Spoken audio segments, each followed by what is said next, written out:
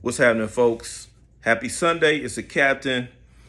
If you've seen any of my videos, you know that, you know, I made a lot of footage talking about how I no longer follow Christ. I do not subscribe to Christianity. And that remains true. But I'm going to give you a Sunday sermon this morning. Shout out to all my folks who are in church this morning, listening to their own Sunday sermons, getting in your praise and worship, giving your offerings, tithes, doing what you do. Now, Sundays I usually reflect because after leaving Christianity, I developed my own set of 7 spiritual pillars that I live by. And I'm going to talk to you about one of those, and that's gratitude. But before I talk about gratitude, I'm going to talk to you about favor, because in Black churches, favor is a big topic. And you may not necessarily find a lot of it in Scripture, but there are a lot of cliches that exist in church and Black church cultures around favor. 2 that I can think of now is favor ain't fair, and the other one is God don't call the qualified, he qualifies the called. All of that's cute, but in my experiences, when I go to work and I work with Christians, even when I was a Christian, I find that Christians seem to be a little entitled and sometimes even unpleasant to work with. Listen, unpleasant to work with, not necessarily hardworking. I don't even know how to describe it. It's like a lot of potholes in their personality. You know, it's an unpleasant experience working with them. And I don't see any favor, but I can guarantee you a lot of those Christians in church calling, declaring favor. I got favor and all of this stuff. And then they kind of bring that old attitude to work, and they're not really producing anything. After I left church, and this was after I left Christianity, renounced Jesus, all of that stuff, I got more favor than I ever had before. Now, I know a lot of you might be thinking, oh yeah, because you let the devil in and the devil's giving you this and that. Nah, quit it. I'm going to tell you exactly how that worked. And I'm going to use the scripture to do that too. There's a scripture in the book of Proverbs that says a man's gift or a person's gift goes before them and it brings them before great men. That's how I got favor. Because one of the things that I did learn in my Christian experience is that teaching is a gift that I have. It don't matter what you put in front of me. Once I wrap my mind around it, I can teach it and help other people understand it. That's exactly what happened at work. They gave me a big project. Nobody else really wanted it, but it was something that was real big and important to the organization. And I'm like, man, I do not get this thing. So I had to sit down and really study it. But once I was able to break it down and simplify it, in order to help the rest of the team participate, I did a lot of meetings in conference rooms, and I was on that whiteboard all the time. And then there was a lot of oohs and ahs, and I get it now. And then when new people came to the group, it was a going joke. Did you go to Bruce's class yet? Because there was a whole a 3-day training course to help people get on board with the project, but they still leave confused. But then they'd come back to work and I give them a 1-hour session and they would get it. That was my gift. And when I realized that it wasn't that I'm some kind of technical genius, but that I have a gift to teach and help people understand, I kept using that. I kept doing it. And it got me 3 promotions once every year. I got one in 2017, 2018, and 2019. The only reason I didn't get a promotion in 2020 is because of the pandemic, and everybody was losing money. But that was favor. That was me finding a way, and I didn't do it on purpose. Necessity brought that about. But I realized that it was my gift was drawing people, and then my those abilities gave me a reputation with management who wanted me to do more stuff. And then recognizing my value, they showed me that they value me by giving me more money.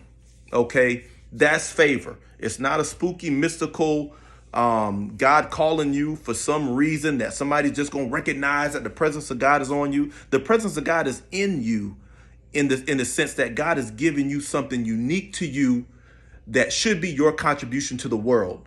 A gift is not for you. A gift is for you to cultivate, grow, and give to the world, right? And if you could find a way to give that gift where you make money, then they're gonna compensate you. Because the real offering that we should be giving is ourselves.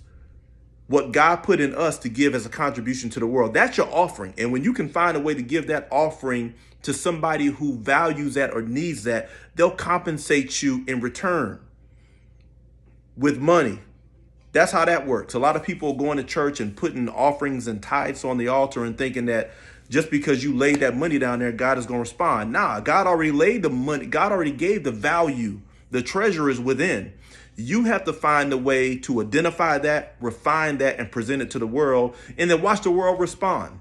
Watch people say, wow, I like that. I need it. Let me give you something in order to make use of that. That's how that works. That's how it worked for me. Personal testimony. Now, with gratitude, I can reflect back to some years ago where on a Sunday like this, I would have been in church. I would have been serving. I would have been doing something. I would have been either teaching or otherwise. And I would have been showing my gratitude through praise, worship, and like a verbal thanks to the Creator. But now I see gratitude more so as an action. And it's kind of similar to what I described with favor. Gratitude is like a seed. It's like a gift or something God gave you. The way that you show gratitude when somebody gives you something or gives you an opportunity is to do something with the opportunity. If you pay somebody's way to college and they go there, party, and flunk out, you're going to say you ungrateful. You didn't do anything with the opportunity. Well, God has given you opportunity within. That's what we got to understand. Your value, your employment comes from within. When you can find the unique thing that you have, and it's not going to be, it may not even be something that's recognizable to the outside world yet. That's how phenomenal the Creator is. Everything that's new is in you. But if you can see it, everybody else may not see it. But if you find a way to develop it, grow it, and then demonstrate it, then that's a testimony to everybody else that this thing is possible. And that's really how you show gratitude, by cultivating what God has given you and demonstrating to the world that this thing is possible. Why? Because you did it. And now they're inspired to do the new thing that's in them. And that's really the lesson in the parable of the talents.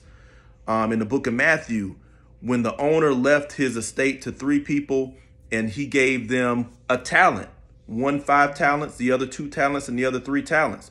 The one with 5 flipped his talents into 10. The one with 2 flipped it into 4. And the one with 1 buried it and didn't use it.